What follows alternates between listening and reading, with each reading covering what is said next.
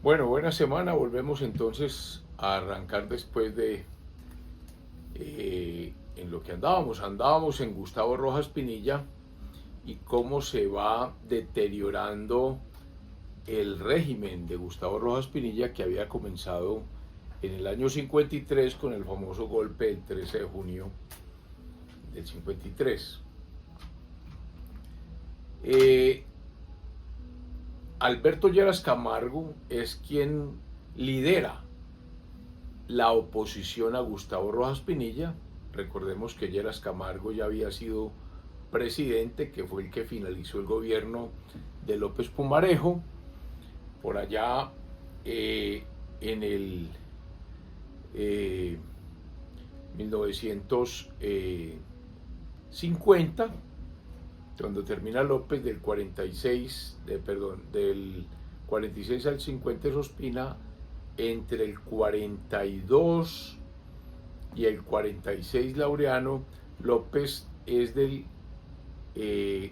hasta el año del 38, repitamos toda la hegemonía liberal. 30 al 34 Enrique Olaya Herrera, 34-38 Alfonso López Pumarejo, donde está la primera gran reforma agraria, la del 36, 34, 38, 38, 42 Santos, 42, 46 Alfonso López Pumarejo nuevamente, y el último año no lo terminó, le tocó terminarlo a Alberto Lleras Camargo. Entonces ya tenía el prestigio de haber sido presidente de la República, se había ido al exterior, estaba de secretario general de la Organización de Estados Americanos, de la OEA, y viene a recuperar el país porque Rojas Pinilla se quedó, se amañó en el poder. La idea de Rojas, y por eso lo apoyó Ospina, era pacificar el país y llamar elecciones y tranquilizar la democracia. Por eso fue digamos que el apoyo que los ospinistas le dieron al principio a Rojas en el año 53, pero Rojas se quedó. Y ahí vino el problema, porque ya era una ruptura de la democracia. Entonces, Alberto Lleras en noviembre del 55 retorna al país, después de esa larga permanencia en el exterior.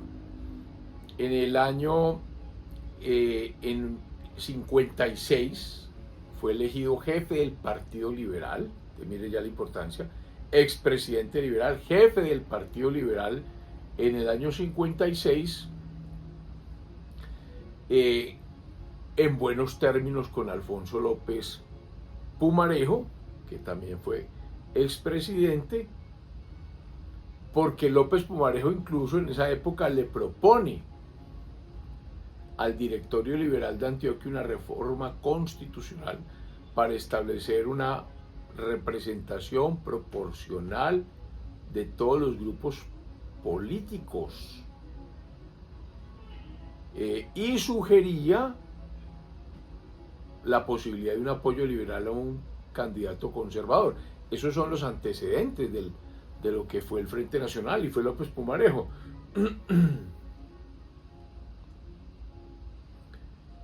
Para suceder a Rojas democráticamente. Entonces, está en buenas, digamos, bien, eh, bien ajustados Alberto Lleras Camargo y Alfonso López Pumarejo. Alberto Lleras Camargo va a España, donde estaba reunido y se reúne con Laureano Gómez, que está exilado en la famosa ciudad de Benidorm, y fruto de esas conversaciones se suscribe el Pacto de Benidorm, en el que se habla de una acción conjunta para restablecer la libertad y las garantías constitucionales, porque a Rojas se le había ido la mano. Recordemos el hecho o el suceso con este señor Echavarría Olózaga.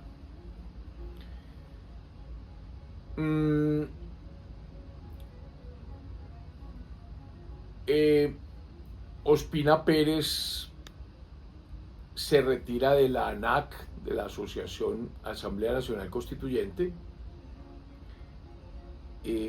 porque Rojas quiere apoderarse de ella, nombra 25 miembros más, o sea, sería una constituyente de bolsillo. Ese es el peligro de las constituyentes, convertirse en el bolsillo del Ejecutivo. Eso fue lo que hizo Rojas con la ANAC el 11 de octubre de 1956, terminando el año 56. Entonces, al retirarse Ospina Pérez de la ANAC, entra un nuevo jugador político al lado de Laureano, al lado de Alberto Lleras Camargo y al lado de Alfonso López Pumarejo. Es decir, hay una alineación de todas las fuerzas políticas tradicionales enfrentadas a Gustavo Rojas Pinilla. Pasamos al año 57 y mire lo que pasa. Aquí pasó de todo en el año 57. Se supone que Rojas debía terminar su mandato. El 28 de enero de 1957, el ministro de Guerra, el general Gabriel París, expresa en nombre de las Fuerzas Armadas. Oigan el mensaje de Gabriel París. Comillas, hemos exigido al general Rojas continuar en el poder en el periodo 1958-1962. O sea, 4 años más, o sea, desde el 53, o sea, 2 periodos presidenciales, porque Rojas se va pues hasta el 58, del 54 al 58, que porque la ANAC es que había validado su tema, y ahora iban del 58 al 62, el militarismo, siguiendo el ejemplo de Nerón y de todos los militares de América Latina. Rojas estaba en ese binomio pueblo-fuerzas armadas del que hablaba Nerón. Entonces vuelvo a repetir la frase de Gabriel París. Hemos exigido al general Rojas continuar en el poder en el periodo 1958-1962 de acuerdo con las mayorías populares de los partidos. Binomio pueblo, fuerzas populares de los partidos, fuerzas armadas. Ese es el binomio. Entonces, no es cierto que los militares estaban de parte aquí de los políticos, ni de Lleras, ni de Carlos Lleras Restrepo, ni de Mariano Ospina Pérez, ni de Alfonso López Pumarejo, ni de Alberto Lleras Camargo, ni de Laureano Gómez. Estaban con Rojas. Enero de 1957. La situación era compleja. Esto es una rebelión de los civiles para que miremos el poder del pueblo colombiano y el amor hacia la democracia. Es contra todos los militares que hay un enfrentamiento, respetando al ejército, pero el ejército está para obedecer al ejecutivo. En Colombia no han gustado nunca las dictaduras militares. Esta es la primera dictadura militar en el siglo XX, de 1900 al año 2000, primera dictadura militar, y se tenía que ir abajo. Hubo dictaduras militares en el 19 y no nos gustaron, la de Bolívar, la del 28 que provocó la conspiración septembrina y prácticamente el derrumbe del Libertador. Después vino la dictadura de Melo, el golpe de estado de Melo a Obando, y todo el país se reunió para tumbarlo. Después vino una dictadura constitucional, dictadura porque hubo levantamiento, la de Tomás Cipriano de Mosquera contra Mariano Ospina Rodríguez, y provocó la insurrección y generalizó una insurrección. Pero Mosquera se sometió a la Constitución de Río Negro, que había establecido periodos de 2 años, precisamente por miedo a Mosquera.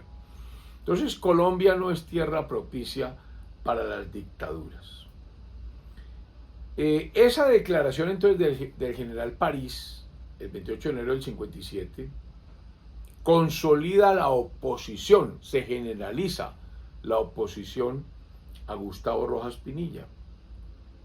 Y entonces en abril, febrero y marzo son meses de reuniones, de foros, de tertulias, y el 8 de abril de 1957, a los 2 meses, el Frente Cívico, donde están todos estos personajes, postula a Guillermo León Valencia como candidato a la presidencia en 1958. Por orden del presidente Gustavo Rojas Pinilla se intenta detener en Cali ante esos hechos el 1 de mayo, al mes siguiente, a Guillermo León Valencia.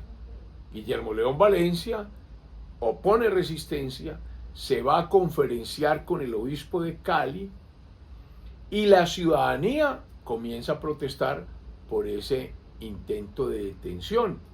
Y los estudiantes se van a la calle y empiezan a hacer manifestaciones tanto en Bogotá y en todo el país. Ya había pasado un hecho del que dijimos que íbamos a hacer mención un año antes, que deterioró mucho la imagen de Rojas, la famosa masacre de la Plaza de Toros de Bogotá. ¿Qué fue lo que ocurrió? A mí siempre me ha llamado la atención que la afición taurina es muy política. No sé por qué, pero curiosamente cuando uno iba a toros, porque como ahora han quitado prácticamente esa afición o esa, digamos que, protección que tenía el Estado, porque eso estaba en el Código de Policía, la regulación de las plazas de toros, los tercios en que consistían, los alcaldes eran los que presidían esas fiestas. Eso es un tema muy español, muy árabe. Los árabes estuvieron 700 años en España, pero ahora con el tema del animalismo, pues eso se ha venido a menos, pero siempre me llamó la atención que un estadio de fútbol no es político, pero una plaza de toros sí. Y cuando llega un personaje político, las barras espontáneamente empiezan a vivar, a aplaudir a los políticos de su gusto. Pues el 26 de enero de 1956 estaba la Plaza de Santa María, en Bogotá, entre otras cosas. Siempre los políticos iban a las plazas precisamente, entre otras cosas, por lo que estoy diciendo. Uno ve en esas fotografías, ve a Laureano Gómez, ve a Jorge Eliezer Gaitán, ve a Alberto Lleras Camargo, ve a Alfonso López Pumarejo. Todos los políticos iban a esas ferias taurinas. El 26 de enero de 1956 aparece en el tendido Alberto Lleras Camargo, que ya está perfilado, enero del 56, como dirigente de la coalición antidictatorial, y la multitud lo aplaude frenéticamente. Ahí ya, el pueblo está contra Rojas, el pueblo está con la institucionalidad democrática. Ese mismo día llegan a los tendidos María Eugenia Rojas de Moreno, su esposo Samuel Moreno Díaz, el padre de Samuel Moreno Rojas, y fueron recibidos con una estruendosa rechifla. Imagínense la humillación de María Eugenia, la hija del dictador de Rojas Pinilla.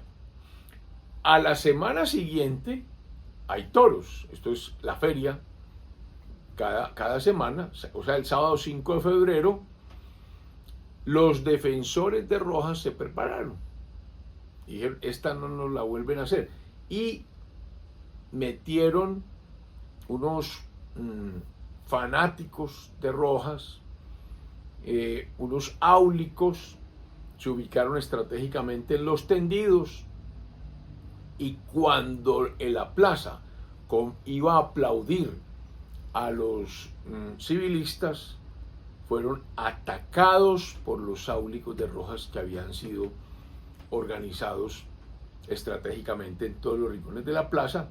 Entonces lo que hubo allí fue una carnicería, una carnicería. Los matones que estaban allí utilizaron cachiporras, unos objetos contundentes, abrieron cabezas, apurrearon a la gente, parece que hubo navajas, el escándalo fue nacional, mayúsculo, lo registró la prensa, pues el saldo fueron 8 muertos y 102 heridos, según lo relató la revista Visión. 7 de mayo del 57, las cosas pues están graves. Entonces Alberto Lleras, pero es el que lidera el tema, Alberto Lleras Camargo, es el indudable jefe del movimiento, decreta una huelga general. Fíjense el concierto. Decreta una huelga general es porque los empresarios, los comerciantes están de acuerdo. Decreta una huelga general en todo el país. Comienza por el comercio de la capital, sigue y se contagia la industria y los bancos. Todo el mundo para, huelga, los industriales, los dirigentes bancarios, los gerentes propician el paro y impulsaron a los trabajadores para que dejen de laborar y les prometen que les reconocen sus salarios. Entonces, hay un éxito en eso es el 7 de mayo, y ya las cosas se vuelven insostenibles. El pueblo no está con Rojas. Ese famoso binomio pueblo-fuerzas armadas no existe. Colombia es civilista. Y el 10 de mayo de 1957 se conoce que Gustavo Rojas Pinilla renuncia, pero en favor de una junta militar. Ojo al tema, en favor de una junta militar, año 57, recordemos que el periodo, según la Asamblea Nacional Constituyente, se lo había dado hasta el 58, este es 10 de mayo del 57, y se le entrega a una junta militar. Ahora, esa junta militar, recordemos que eran sus subordinados, recordemos al general Gabriel París proponiendo o exigiendo un nuevo mandato del 58 al 62.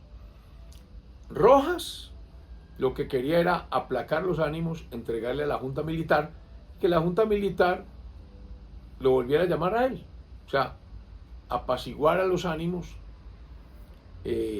y convocaría elecciones, él se presentaba y ganaba. Esa más o menos era la teoría de Rojas Pinilla, entonces en favor de la Junta Militar.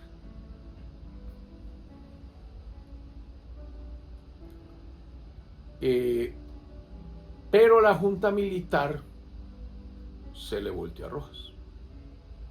O sea, no fueron leales a Rojas y fueron más bien leales a la democracia.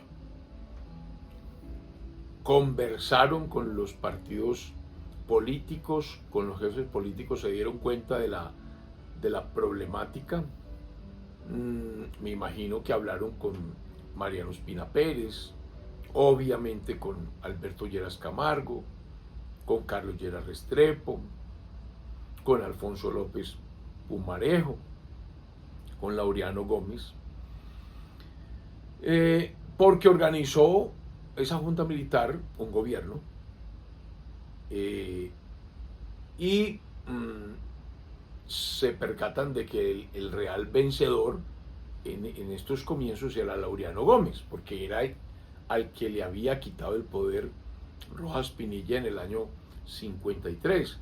Entonces encarga del Ministerio de Hacienda, que es de los ministerios más importantes. Los ministerios más importantes siempre han sido Hacienda, tema de impuestos, recursos, guerra, o sea, defensa, y relaciones exteriores. Esos son los 3 grandes ministerios. Relaciones exteriores para concitar la opinión internacional, guerra para defenderse y el dinero, Hacienda. ¿Y a quién coloca en el Ministerio de Hacienda? Al doctor Antonio Álvarez Restrepo, sonsoneño, muy importante, muy culto, muy preparado. El doctor Antonio Álvarez Restrepo había sido ministro en el gobierno de Laureano Gómez por allá en el 50.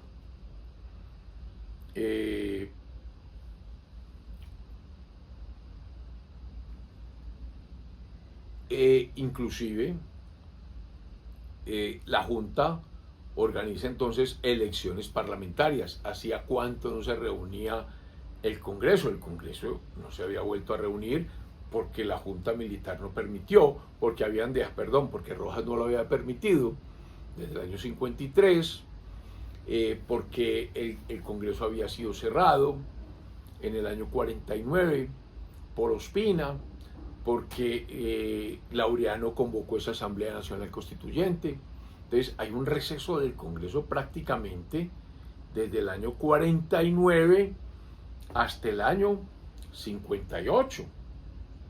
10 años. 10 años sin Congreso. Miren la situación tan delicada de Colombia. Entonces la Junta Militar cita a elecciones parlamentarias. Laureano Gómez, como es el gran vencedor, se presenta a esas elecciones parlamentarias, regresa de España y gana una curul en el Senado y obtiene la gran votación. Aquí el laureanismo le gana la partida de mano al ospinismo. Recordemos que hay una disputa muy seria. El Laureano Gómez es senador y en su calidad la Junta llama a elecciones presidenciales y comienza lo que se llama el Frente Nacional. Laureano no iba a permitir que Guillermo León Valencia fuera el primer presidente como lo iba a hacer. ¿Por qué? Porque Guillermo León Valencia había apoyado inicialmente a Rojas y eso no se lo iba a perdonar nunca a Laureano, y efectivamente él dijo: no, el presidente debe ser usted, doctor Alberto Lleras Camargo, que es quien ha liderado este tema. Alberto Lleras Camargo le dijo que aceptaba ser el primer candidato del llamado Frente Nacional, con una condición: que él, Laureano Gómez, le impusiera la banda presidencial. Por eso es que Laureano se hace elegir, se presenta a las elecciones parlamentarias, es elegido senador y es elegido, y el Senado, el Congreso lo elige, o el Senado lo elige presidente del Senado de la República, y él le coloca la banda presidencial a Alberto Lleras Camargo en agosto de 1958. Laureano Gómez entonces, ¿por qué? Porque era el símbolo de la legitimidad. Símbolo de la legitimidad. Ese fue el fin de la dictadura de Gustavo Rojas Pinilla, la Junta Militar y el plebiscito del año 57 para establecer ese frente civil, para normalizarlo, la reforma constitucional del año 57. Allí es donde por primera vez en la historia la mujer sale a votar. Hay unas reformas constitucionales muy importantes y se aprueba este tema tan importante del Frente Nacional, donde el Partido Liberal iba a gobernar los primeros 4 años, del 58 al 62, con Alberto Lleras Camargo. Luego lo debía seguir un presidente un presidente conservador, que vamos a ver que fue Guillermo León Valencia, en turno. Luego un presidente liberal, del 62 al 66, que era 58-62, Alberto Lleras Camargo. 62-66, Guillermo León Valencia, conservador. 66-70, Carlos Lleras Restrepo. 70 74, Misael Pastrana Borrero. Dos conservadores, dos liberales. Y organizada este tema, sabiendo ya Rojas que Rojas no tenía posibilidad alguna, pasan cosas muy delicadas porque viene el proceso de indignidad, el proceso penal de Rojas ante el Congreso de la República, la acusación. Aquí ya había, en la historia de Colombia, hubo un juicio a José María Obando, hubo un juicio a Tomás Cipriano de Mosquera en el Congreso de la República, y este es el tercer juicio, ya en el siglo XX, el juicio contra Rojas. No fue bien manejado ese proceso, eso terminó mal. Rojas de todas maneras termina condenado, pero a partir de ese momento pasan cosas muy delicadas, porque el rojismo sin duda alguna tuvo adherentes. Recordemos que Rojas pacificó los llanos orientales, los llaneros Guadalupe Salcedo, David Aljure, Eduardo Franco y Sasa le entregaron las armas a Rojas. Que ahí colaboró Alfonso López Pumarejo, sí, pero fue a Rojas Pinilla al que le entregaron las armas. O sea, ese tema de las leyes del llano, eso se pacificó. Los llanos orientales quedaron pacificados. Y fijemos que no es un tema de poca monta, porque hoy el tema del Caquetá, el tema del Arauca, el tema de la frontera con Venezuela, el Bichada, el Meta, todo esto donde han hecho presencia las FARC, pues significa que los llanos orientales son muy importantes, sobre todo esa frontera con Venezuela, tan delicada, la frontera con Brasil. Entonces hay que reconocer que hubo una pacificación en los llanos orientales, pero no hubo una correcta pacificación en el sur del Tolima. Y entonces vamos a plantear un tema para tratarlo en la próxima sesión, es qué pasó con el Tolima, ese norte del Tolima, ese sur del Tolima, porque el Tolima tiene linderos con Cundinamarca, y entre Cundinamarca y el Tolima está el famoso Sumapaz, el río Sumapaz. Y habíamos establecido que en ese Sumapaz, en Cundinamarca, comenzó un proceso de reclamos de tierras, los conflictos entre los aparceros y los dueños de las fincas, los grandes hacendados. Ahí hay un conflicto, el conflicto de las tierras, las reformas agrarias, que López Pumarejo alborotó, que Gaitán alborotó. Gaitán iba mucho allá a la región de Fusagasugá, allá hubo un gaitanismo muy fuerte, apoyados por estos cosecheros, por estos arrendatarios, por estos aparceros. Entonces, ese conflicto del Sumapaz en el Rojas no arregló ese problema, y eso se trasladó al Tolima. Y entonces estas guerrillas de allí no se pacificaron, y vino la violencia al Tolima. Y el Tolima tiene del río Magdalena hacia el occidente, pues está la cordillera central. Y entonces el Tolima es linda allí con Caldas, con el Quindío, con Risaralda, pues todo con Caldas, con el viejo Caldas, todas esas tierras, Caicedonia, Sevilla, Génova, Quindío, todas esas tierras, y abajo con el Huila. Entonces estos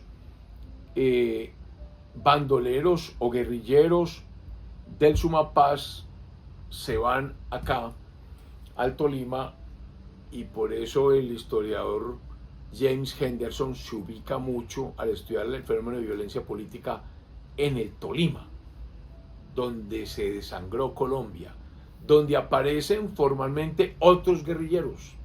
Aquí sí hubo comunismo, diferente al de Aljure, diferente al de Guadalupe Salcedo, diferente al de Franco. Aquí hay un socialismo metido. Este socialismo del Sumapaz se va al Tolima, y ahí es donde aparece Tiro Fijo, donde aparece Chispas, donde aparecen una serie de bandoleros de los que vamos a hablar en el próximo programa.